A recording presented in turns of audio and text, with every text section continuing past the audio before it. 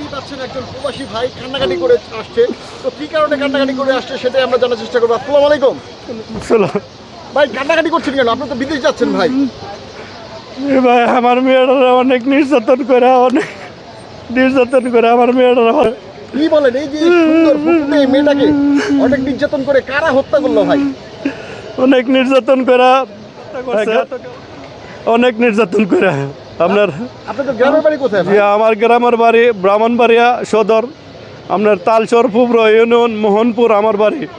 তো এই যে ভাই আপনি আমার মেয়েটা আপনার 15 এপ্রিল আপনার চিপস কেনার জন্য আপনার দোকানে গেছিল। আচ্ছা আচ্ছা 2026-এ 15 এপ্রিল 2026-এ চিপস কেনার জন্য দোকানে গেছিল, পরে আর ফিরে আসে নাই। 17 এপ্রিল বস্তাবন্দি অবস্থায় আমার বাড়ির পাশে রাখা গেছে। এখন আপনি এই যে এয়ারপোর্টে কি করছেন আসলে? আপনার মেয়ের এয়ারপোর্টে আমি শুনি না, আমি প্রবাস থেকে চলে আসছিলাম, কিন্তু আমি আমার মেয়েটারা দেখতে পারি নাই আসা। তো আমি আমার সঠিক বিচারটাও পাই নাই আজ পর্যন্ত। 2.5 মাস হয়ে গেছে, আজ পর্যন্ত আমি চার্জশিটই পাই নাই। আমি আবার প্রবাসে চলে যেতেছি আমার এই মেয়ের ছবি নিয়ে। আমি তো আর মেয়ের পাবো না, মেয়ের ছবিটা অন্তপক্ষে বুকে রাখে অন্তপক্ষে আমার মনটা সান্ত্বনা দিয়ে আমি থাকবো। তো সুপ্রিয় দর্শক, দেখতেই পাচ্ছেন একজন সৌদি প্রবাসী, তিনি আসলে তার বুক ভরা কষ্ট নিয়ে আবার এই যে সৌদি আরব চলে যাচ্ছে। তো তার এই মেয়ে, ফুটফুটে মেয়েটি মারা গেছে, সেই মেয়ের বিচারটি পায়নি এখনো। তো আপনারা এই ভিডিওটা আসলে ঝড়ের গতিতে শেয়ার করে দিবেন, তাহলে হয়তো বা সে তার বিচার পাবে। তো এই যে আপনার এখন দেশবাসীর কাছে কি বলার আছে?